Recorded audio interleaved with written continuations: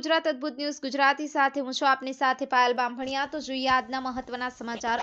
તાજેતરમાં ગુજરાતની 9 જેટલી નગરપાલિકાઓની મહાનગરપાલિકાઓમાં સમાવેશ કરવામાં આવ્યો, ત્યારે ભરૂચ જિલ્લામાં આટલી મોટી ઔદ્યોગિક જીઆઈડીસી આવેલ છે। શહેરમાં ખૂબ વિકાસની અછત છે, છતાં પણ કેમ ભરૂચ ભાજપના ધારાસભ્ય, જિલ્લા પ્રમુખ, નગરપાલિકા પ્રમુખ અને નગરપાલિકાના ચૂંટાયેલા જનપ્રતિનિધિઓ ભરૂચ નગરપાલિકાને મહાનગરપાલિકા બનાવવામાં નિષ્ફળ જઈ રહ્યા છે, એનો જવાબ લેવા આજરોજ ભરૂચ શહેર આમ આદમી પાર્ટી દ્વારા નગરપાલિકામાં રૂબરૂ જઈ નગરપાલિકા પ્રમુખ અને નગરપાલિકાસીઓને પૂછતા જાણવા મળ્યું કે અમે લોકોએ મૌખિક રજૂઆત ગાંધીનગર કરેલ છે, ત્યારે આમ આદમી પાર્ટી એ ભરૂચની જનતા વતી નગરપાલિકા પ્રમુખ અને સીઓને જણાવેલ કે જ્યારે જનતા કોઈ કામ લઈને નગરપાલિકામાં આવે છે ત્યારે તમે લેખિતમાં માંગો છો, પરંતુ ભરૂચ નગરપાલિકાને મહાનગરપાલિકા બનાવવામાં તમે સરકારમાં મૌખિક રજૂઆત કરો છો।